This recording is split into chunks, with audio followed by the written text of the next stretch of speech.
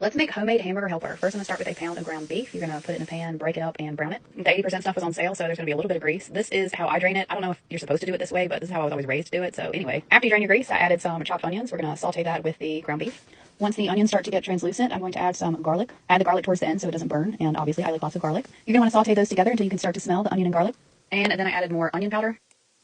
Obviously, huge fan of onions. Next, I added more garlic seasoning. I like to add a lot of seasoning to this because you're going to add pasta and it soaks it up. Also, hit it with some smoked paprika that never wants to come out of the damn bottle. And a little bit of chili powder. I can't really eat spicy. My fiance likes spicy, but the heat is good flavor.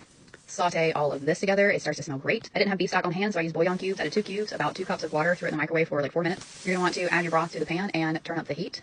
Next, I added 2 cups of water. I didn't feel like there was enough beef stock to boil the noodles. These videos are out of order. Whoops. Anyway, add your noodles to the broth. Since you turn the heat up, all this is going to boil. Your sauce will get thick from the starch that the pasta releases. You can use real cheese, but I wanted to add Velveeta, so that's my block of Velveeta. I cooked the pasta for about 10 minutes, taste to see if it's tender enough. I cubed up my Velveeta so it would melt easier. You don't have to. You're going to want to stir everything together. As the Velveeta melts, it's going to turn into more of a hamburger helper-esque look. Something like this.